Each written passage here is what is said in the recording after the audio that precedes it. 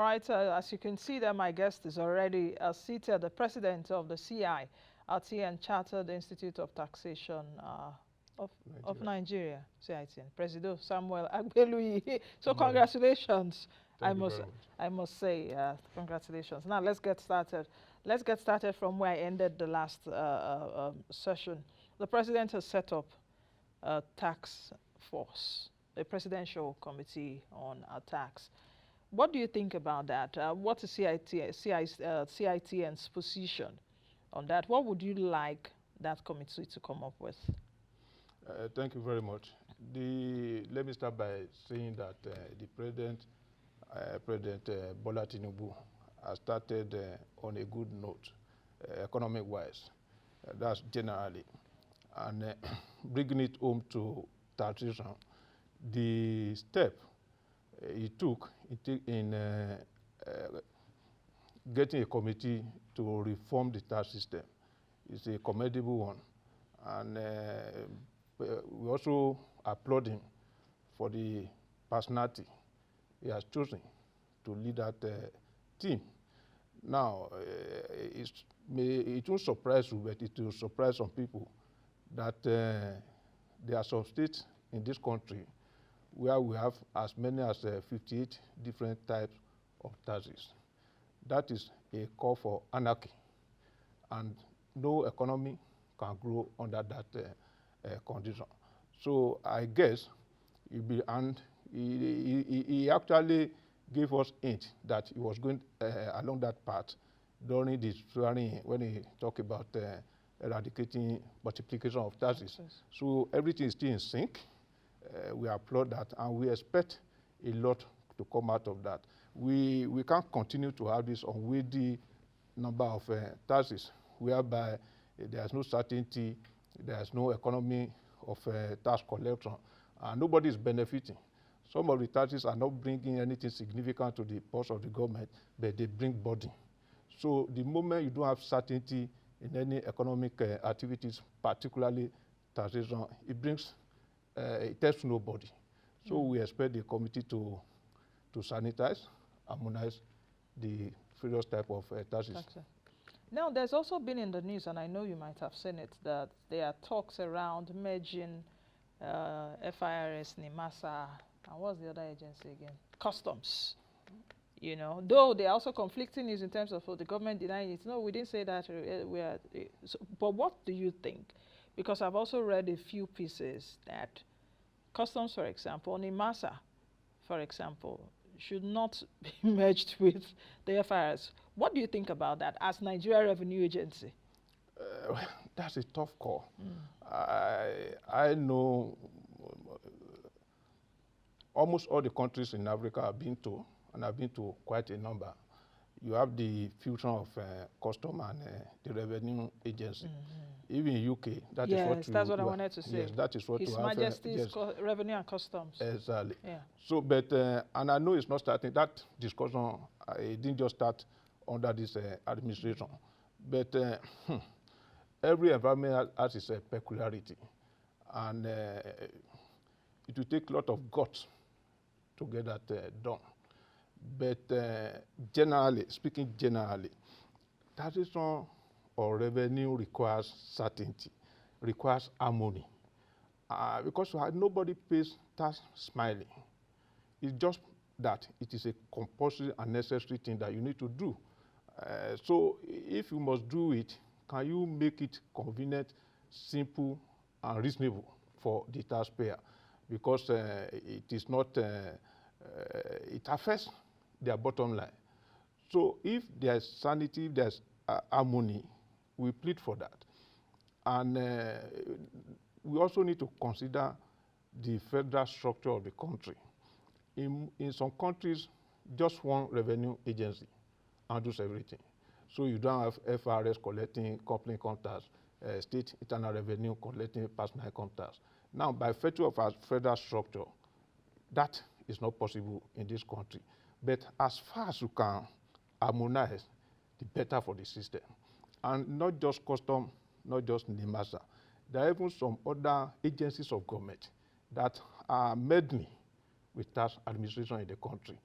President Buhari tried to solve that problem, but I tell you, as a practitioner, it's not been totally solved. What do you see are the challenges and solutions to tax generation and tax collection? Because tax generation and collection mean two things. A revenue agency, in case of, for example, FIRS may say, okay, we've generated, let's say 5 trillion naira. But when you go to collect, it could be 3 trillion naira that you collect. So there's a difference between tax collection and generation. So how do you address the challenges there? And what are your recommendations? Then secondly, the tax morale of Nigerians. You said earlier on about like 58 taxes if we put them together. What will it take to get the tax morale of Nigerians up? Especially with a president now that has given us a signal that I want to eradicate multiplication of taxes, but I also do need revenue to work. Well, thank you. My answer to the two questions will be the same. The same in the sense that he has taken the first step, and it's a bold step, and it's what we like. We are waiting for the outcome. That is to harmonize and streamline the taxes you want to collect. Also, let's not forget that taxation is an offshoot, is a function of economic activities. So the country must be in a stable manner before the economy can thrive. Once you have a thriving economy, then of course tax revenue will come on board. But much more important is that the moral part of this issue. There should be tax justice. The social contract is important. The gap, the confidence of the people, the trust people have in government as dwindled over the years. So this government needs to build that confidence back. Yeah, and how do you build the confidence? We need to put end to this proliferation of spending, the opulence, the affluence we have in government. You can't collect money from people who are struggling to make their business to stay afloat. And what we see and what we hear every now and then is fraud cases everywhere. Nobody will trust you with his money. So you need to build the confidence of the people that you can be trusted with whatever is given to you. Once that is done, there are other issues that are just a kind of derivative of the first. You build the confidence, you streamline the tax, the different type of taxes. Then we need to put an end to having our database in silos, because for you to do you need enumeration before you can collect taxes. If that is not done, then of course you go nowhere. And to do your enumeration, because of the benefit of technology, can we also bring together our various database, not one with FRS, one with police, one with identity management board, and another one with the banks. So we need to harmonize. When we have the database of everybody, it is easy to trace the income. And of course, the job of the Federal Inland Revenue Service will be easier, and more money will come into the purse of the government. Okay, let me ask you 3 questions because I'm looking at our time. First and foremost, it's been said, at least in the last few years, that the government should try to get a way to widen the tax base, not necessarily increase taxes, getting the informal sector to pay taxes. Do you think that the Matan idea of the VAT Direct initiative with FIRS is a good one? That's the first one. Then secondly, FIRS just came out a few days ago to say that they generated erecting 5.5 trillion naira between January and June this year, which is a record, but we saw 10 trillion naira generated in 2022 as revenue. What do you think about that? Do you see the FIRS having the capacity to do more? Then the third question is around VAT.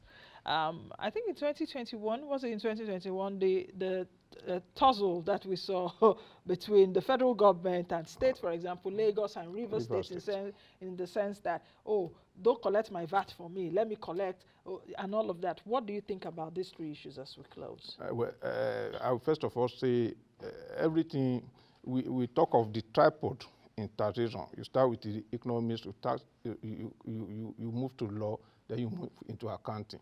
The tripod must be good, but essentially the economy activities must be great.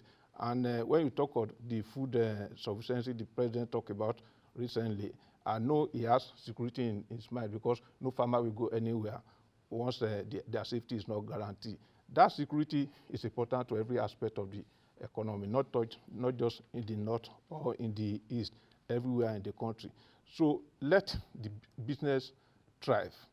Then, of course, they'll be there for you to pay whatever they need to pay. Now, on the issue of 5.5, I expect them to follow the direction and do better than they did last year. Because I tell you, there are a lot of great people in FRS. So all they need is the political will. And this government needs to focus, pay more attention to the tax expenditure. That is the waiver that is given. If you are giving about 2 trillion, 4 trillion. Now you're talking of like the tax credit waivers that we've been saying. There's the road tax credit. No, that's even different. Okay, which one are you talking for the about? tax credit. Okay. For the tax credit, there's a road for you or Yes. an infrastructure for you to construct. And Dangote has done very well in that regard.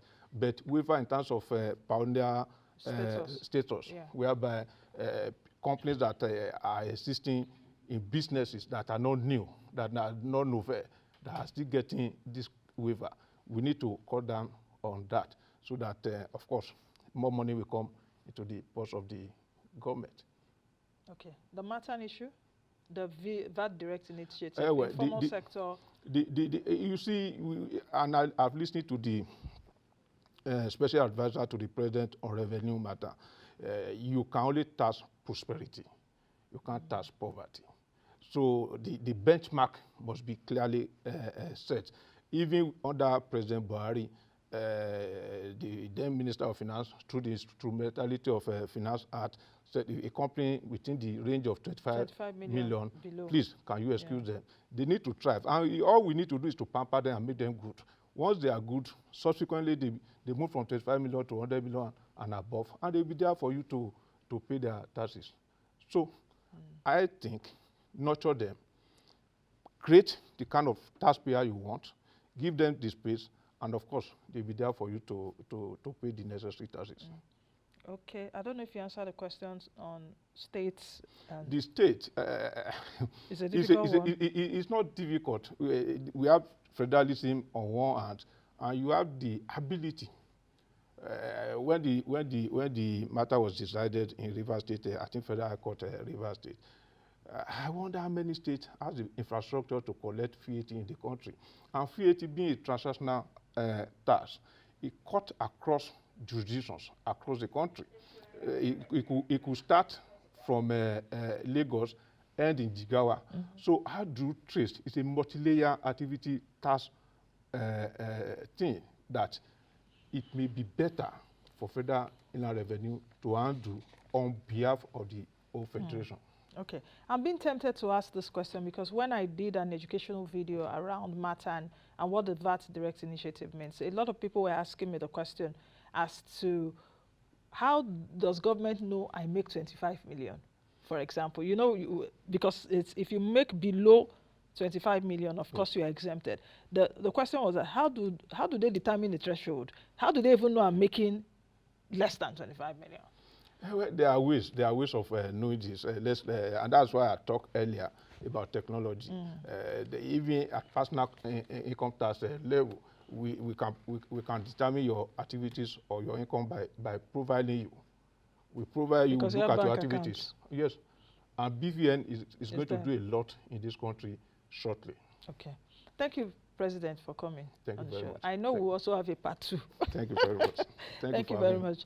All right, I've been speaking with Samuel Agbeluyi, who is the President Chartered Institute of Taxation of Nigeria, CIT, and we've been looking at some of the sticky issues really around tax reforms in Nigeria. Thank you all for being a part of the show today. Be the best you can be and be the change that you want to see. I am Nancy Naji. Bye for now.